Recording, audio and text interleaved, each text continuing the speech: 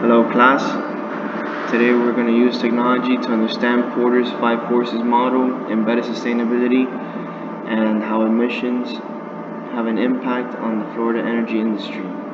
The data set that we used was provided by Professor Murphy. It has emissions for all the states from the years 1990 to 2017. So let's dive right into it. Our first visualization that we created using Tableau is a map of the entire United States, and if we go into this, we can see that each state has their own orange dot. And as you scroll over each orange dot, it shows you the different pollutants, such as carbon monoxide or ammonia, and the number in which the number in which it pollutes, not a ranking. The amount of emissions for each pollutant code. Thank you for saving me. As far as the year 2017. So let's scroll into Florida, for example, and we can see if we go all the way down to carbon monoxide, that number is fairly high. If we compare it to a different state, such as a smaller one, like, we scrolled way in, but we got New Hampshire here. Their carbon monoxide levels, emissions, are much less compared to a state like Florida, which we believe has to do with the amount of people and machinery that is going on in those states, as opposed to like the smaller states like New Hampshire, Rhode Island. You can see California out here as well has a very high carbon monoxide emissions rate as well. Now if we go back over here into our presentation, we'll move on to our next slide, which is the rankings based off of a carbon monoxide and state. So, and then back to Tableau one more time. We'll just keep flipping back and forth here. And if we open up this visualization,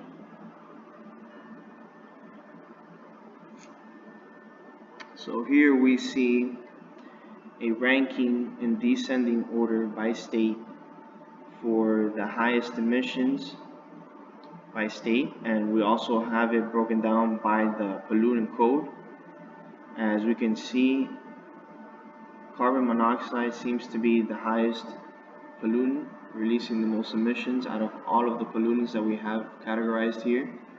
We can also notice that California is the highest state in emissions, followed by Texas, and then Florida falls in third place. As we scroll down, you can tell that most of the states that have very low emissions either are in areas that do not involve manufacturing or the use of a lot of machinery, or they're just small states in general, so there's only so much emissions that a small state can produce. As we scroll back up, we can see that for almost every single state, the highest emissions had to do with carbon monoxide. So now as we go back, once again,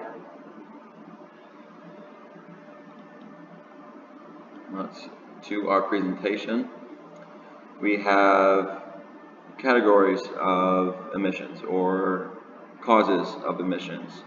So back and forth we go as we view our third visualization, and this is more causes of emissions. So as we had thought going into this project that the power industry, so all these like utilities and other fuel would combine to create the most pollutant emissions into our atmosphere. But as you can see, California, their greatest carbon monoxide emission is based off of wildfires. So that is a natural cause. There's not a lot that we can do about that. But as far as Florida goes, a state that does not have a lot of wildfires or natural disasters that produce all these pollutants, highway vehicles and off-highway vehicles and machinery are the greatest two emissions as far as carbon monoxide goes.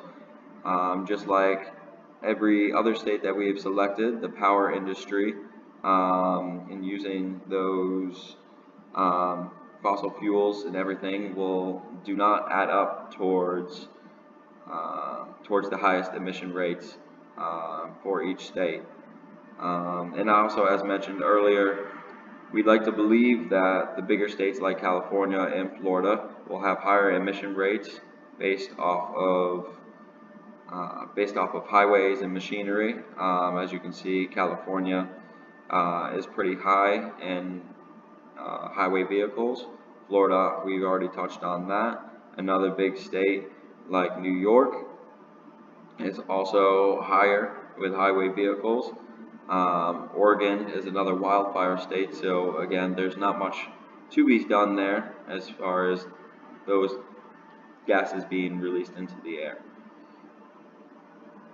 And this is just a visualization that compares our pollutant codes to our state and broken further even down into how these pollutants are being produced into the air.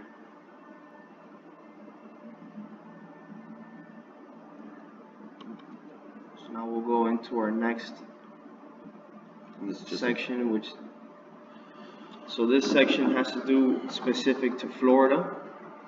It is the trend for the three pollutants that we chose were major pollutants. So it's carbon monoxide, ammonia, and sulfur dioxide. As you can see, we have trends for different years. We will jump now into Tableau to go into each of these trends. These trends show us improvements that have been made. By improvements, I mean you can see that the emissions that were released for carbon monoxide and for the other two pollutants have decreased throughout the years. There has been major decreases in the years, I think it's between 2000 and I'd say 2001 to 2008 to probably right around 2008 is our biggest decrease from all the way from close to 8,000 in 2001 to only about 4,500, which is great.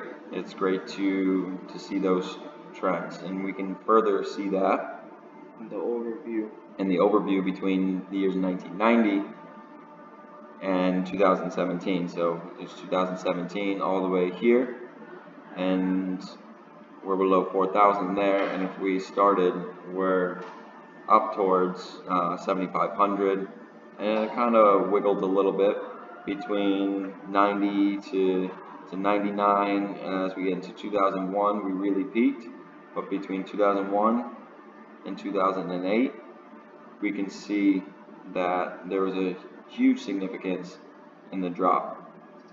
And if we go back to our presentation, we can see so for the Florida analysis, as you saw, the drop, the major improvement in emission release from down to 2008. The reason why there were high emissions, we believe, is because of companies trying to beat competition by the use of machinery, and obviously these machineries back then caused a lot of carbon monoxide because of the use of burning fuels. So during the 90s, a lot of companies still manufacture in the United States, and a lot of fuel was being used for almost all kinds of machinery and all types of creation of any product that they were making. Fuel was one of the main contributors. However, the EPA and other government agencies, when they started to put regulations to control these emissions, companies had to start finding other ways in order to reduce their costs so that they can maintain a competitive advantage, just like the Porter's Five Forces model tell us about. So one of the main reasons why the decrease in emissions happened was mainly because there was a lot of outsourcing that was going on with the manufacturing. A lot of companies started to manufacture in other, outside of the United States, which greatly decreased our emissions of carbon monoxide.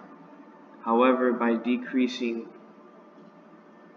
carbon monoxide and moving jobs, outsourcing jobs, it also increased our unemployment. So one of the ways that we could bring back jobs into the United States to decrease this unemployment and also maintain low emissions would be through embedded sustainability. Companies can use embedded sustainability in order to increase these jobs in the United States. They can use solar power instead of fuel in order to run generators or plants or any type of machinery that they need to in order to manufacture the products that they need to manufacture. This would reduce the carbon monoxide emissions, and it would still help them gain a competitive advantage over their competitors. We can also use AI in order to make the use of machines more efficient so that we can reduce the energy that is used by these machines in order to help our environment and to have a competitive advantage, just like Porter Five Forces model tell us. And this would help increase jobs. We would be able to create new jobs. So moving into the future, as Luis a little bit touched up on, understanding the market and the industry as far as a red ocean or a blue ocean, we believe that it is more a red ocean because of the market space. As far as power, everyone uses it. The demand is there. They use electricity. So anywhere you go, Florida is a big state. There's a lot of consumers in Florida. So like mentioned earlier, there are plenty of other ways to use power through other sources like wind and solar. However, these are expensive alternatives for the average consumer in Florida and just in the United States in general. And people will not be willing to pay as much in change for these alternative ways for fuel and power because everything at the moment is affordable. So it simply is working to meet all the needs and the standards of the consumer. So as far as red ocean, that's basically hitting the nail on the head there. Blue ocean, there's not really much of a new market that you can really establish, and there's can't really crush the competition as far as power goes because power is power, everyone needs it. So we thank you guys for listening, and Enjoy the rest of your day.